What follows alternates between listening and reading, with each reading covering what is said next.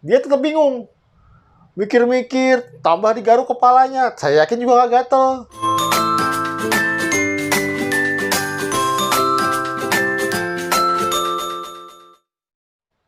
Halo Sobat Cembis, Cemilan Bisnis.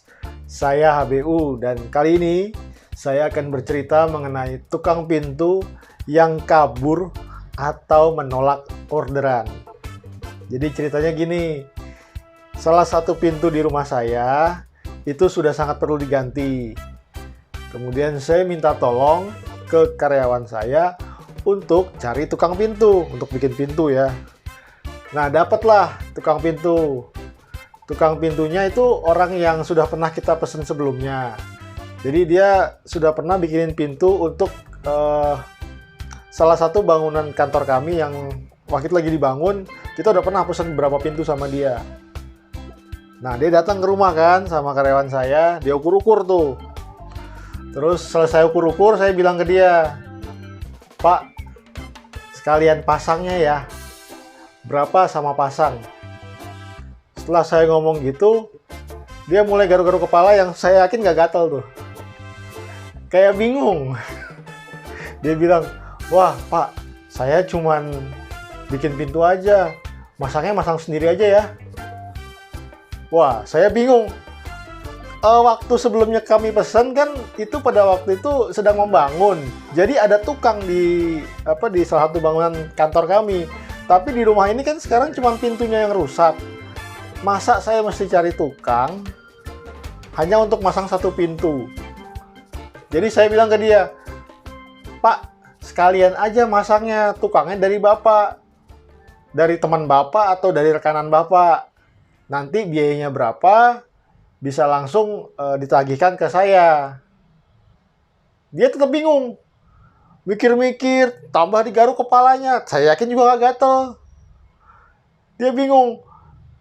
Dia tuh akhirnya ngomong gini, "Pak, nanti saya cari tukang, Bapak nego sendiri ya."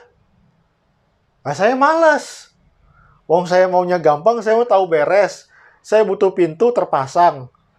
Mau yang masang siapa, bodoh amat. Saya nggak peduli. Pokoknya pintu kepasang. Bapaknya tetap bingung. Akhirnya dia bilang gini, "Ya udah Pak, nanti saya cariin tukang pintu, saya nego. Ininya biayanya saya kasih tahu ke Bapak." Nah, gini dong Pak. Oke, saya pesan pintu, harganya udah deal. Nanti biaya pasangnya berapa, kasih tahu ke saya. "Berapa lama Pak bisa kasih kita kabar?" Dia bilang, "Paling 1-2 hari lah." Gitu. Terus akhirnya dia pulang kan. Saya tunggu sehari, 2 hari, sampai 5 hari nggak ada kabar.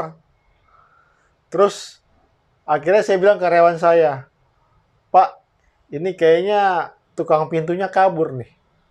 Dia kayaknya nggak dapet rekanan nih. Jadi dia nggak berani untuk terima orderan kita.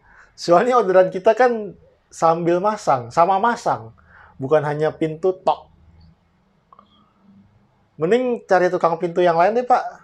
Atau coba tanya ke tukang yang bikin lemari di tempat saya. Itu kan itu kan kayu-kayu juga tuh. Pikiran saya gitu. Jadi ada tukang yang bikin lemari di dekat tempat kita, itu hasil garapannya bagus. Karena garapannya bagus-bagus, jadi saya pikir kalau bikin pintu juga mestinya bagus. Gitu. Terus kemudian ditelepon, orangnya datang, dia ukur-ukur juga, dan ketika saya bilang, "Mas, tolong dipasangin sekalian bisa ya? Nanti tukangnya berapa, saya bayar." Dia bilang, "Oke, siap." Nah, ini gue suka nih. Tukang kayu sudah punya rekanan juga, rekanan tukang. Jadi dia tidak perlu repot-repot cari lagi, tidak perlu repot-repot bingung kayak tukang sebelumnya. Dia tinggal telepon tukang rekanannya itu, bisa sekalian masang di tempat saya, masang pintu tempat saya. Gitu. Jadi pintunya akhirnya order sama si tukang lemari itu, bukan tukang pintu. Dan hasilnya lumayan bagus.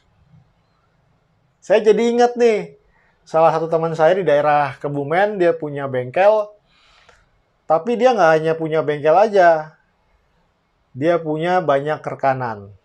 Misalnya rekanan cuci mobil, rekanan apalagi yang berkaitan dengan mobil. Nah, rekanan-rekanan itu dia manfaatkan sehingga bengkelnya menjadi semacam one-stop service. Orang tinggal bawa mobil, duduk manis, kemudian mobilnya itu mau sekalian dicuciin, sekalian dipoles, sekalian diapa, bisa. Tanpa dia perlu berinvestasi di alat-alat cuci mobil dan lain sebagainya. Nah, itulah gunanya rekanan. Bisnismu sudah punya rekanan yang pas belum? Contohnya kayak teman saya tadi yang punya bengkel, atau paling gampang ya jasa catering dan wedding. Kan pasti udah sepaket tuh, rekanan foto, rekanan dekor, rekanan catering. Kalau belum punya rekanan, mendingan segera cari rekanan deh. Biar nggak perlu kabur kayak tukang pintu tadi. Saya HBU untuk Cemilan Bisnis. Sampai ketemu di video yang lain.